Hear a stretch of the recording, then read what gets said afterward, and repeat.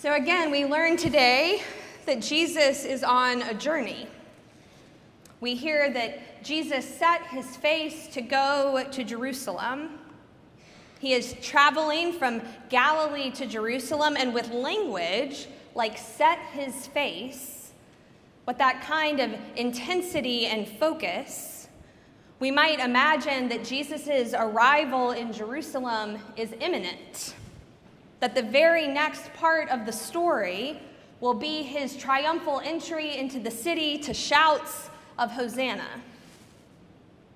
But that is not the very next part of the story. Even before Ralph Waldo Emerson coined the phrase, Jesus' intensity in turning toward Jerusalem is focused on the journey, not on the destination.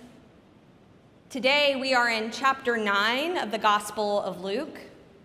Jesus and his disciples will not arrive in Jerusalem until chapter 19. 10 chapters sharing the story of the journey, the story of life on the road, on the trail, deeper wandering and wondering with Jesus. And so that got me thinking this week about travel memoirs. Words shared as people experience new places and new people. I happen to have a resident traveler in my family, my youngest brother, William. He is known affectionately in our home and by all of his nephews and nieces as Uncle Willie. Uncle Willie recently returned from a journey to India and Nepal, and he has walked many memorable roads over the years. He has also shared reflections from many of his travels. Some words, sometimes photographs, but often both.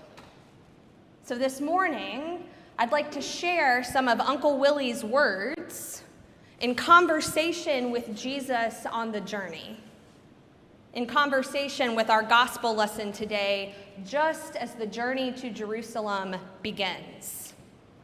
So these are short reflections from Uncle Willie as he hiked the Appalachian Trail a few years ago.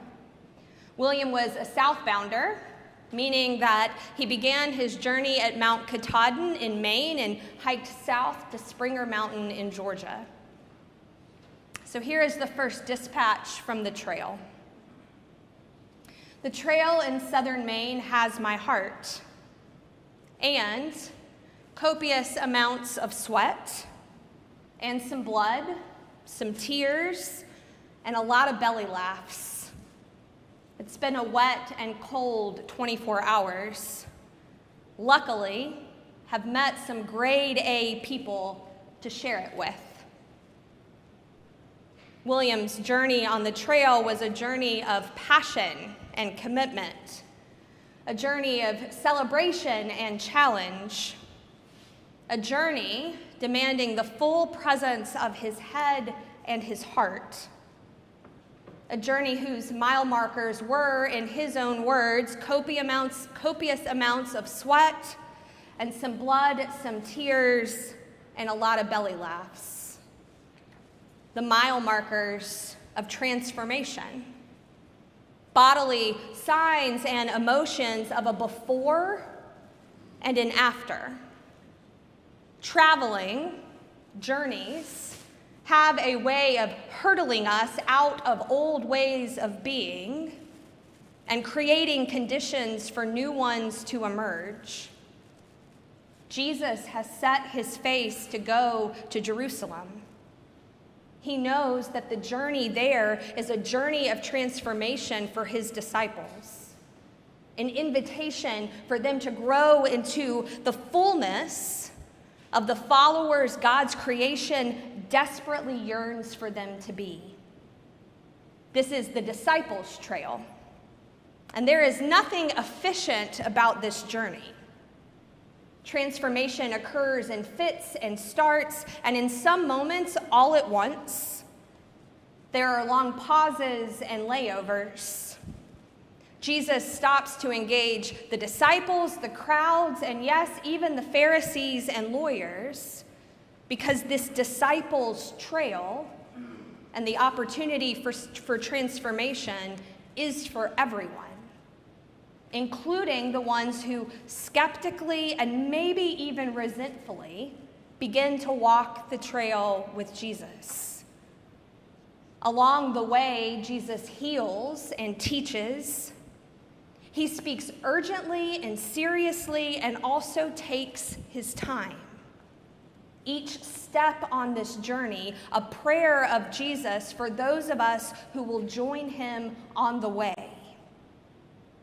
And that is what many called the early Christian movement, the way. The disciples' trail, with its mile markers of sweat, blood, tears, and a lot of belly laughs. A movement in the world, a way where transformed hearts and minds guide feet and bodies and voices into places that likewise yearn for the transformative presence of God's love. Jesus has set his face to go to Jerusalem, and his focus is on walking the way with his disciples and the crowds and the Pharisees and lawyers. Traveling, urgently, seriously, and for as long as it takes. So here's another dispatch from Uncle Willie on the Appalachian Trail. We are currently in the White Mountains of New Hampshire. It has been a slow grind in this terrain, hiking that looks much more like scrambling up and down boulder fields, gusts up to 70 miles per hour. Mount Madison was hammering us with big gusts of wind that if you weren't careful on the slick rock everywhere, you'd fall over. Sometimes the belly laughs are hard to find on the disciples' trail. The lessons of transformation are hard. Learning a new way to move in the world is treacherous and challenging, like climbing up boulder fields against the strong wind.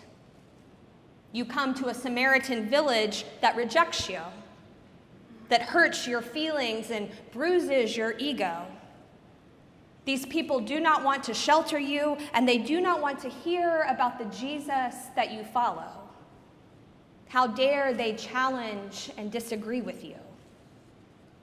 And you lead with anger and the thought of violence, willing, hoping even that the power of God will come down and consume these unfortunate lot.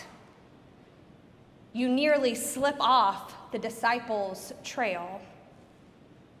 And Jesus is there, urgently, seriously, to teach us new ways to move when we are rejected and wounded by the world. We hear in our gospel lesson that Jesus rebukes the disciples.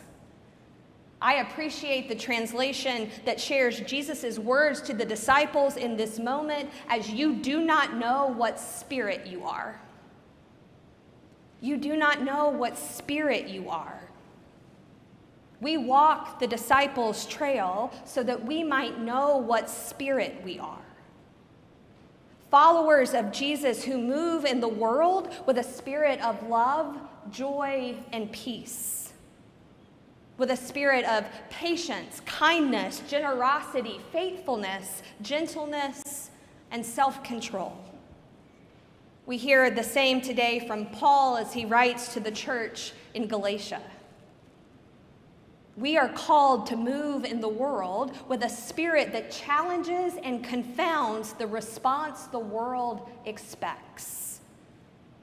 We are called to move with a spirit that shows up and rebukes, just as Jesus shows up and rebukes, with urgency and seriousness, and with love and joy and gentleness, especially towards those we would like to see consumed by fire.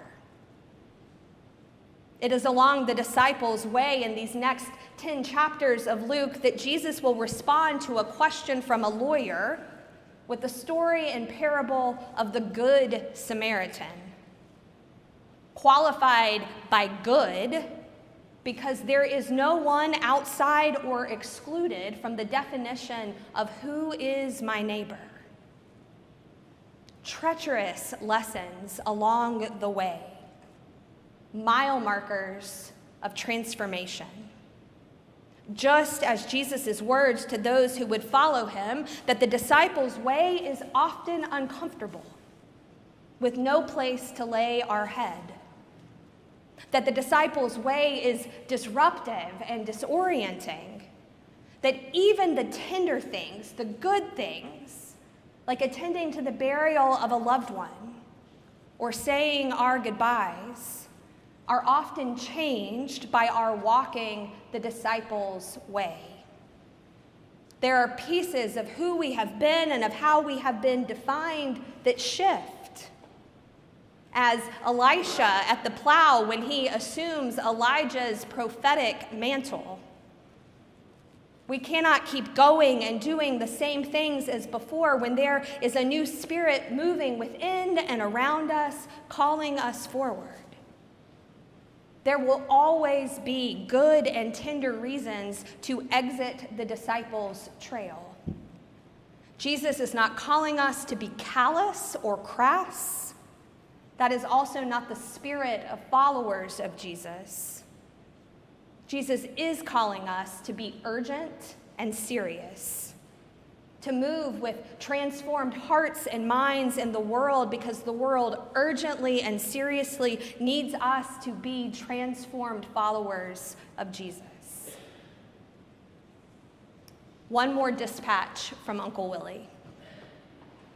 I was lucky enough to have one of my best friends, Charles, hike the start of the trail with me before sending me off on my way into the 100-mile wilderness. We never travel the disciples' way alone. Jesus teaches, heals, and walks with us. And then look around, behind you, beside you, up, in every direction. We have companions on this journey because belly laughs are meant to be shared, as well as the experiences of sweat, blood, and tears. We move as followers of Jesus in this world in community, urgently, seriously, and as we hear today from our song, in the fullness of God's joy.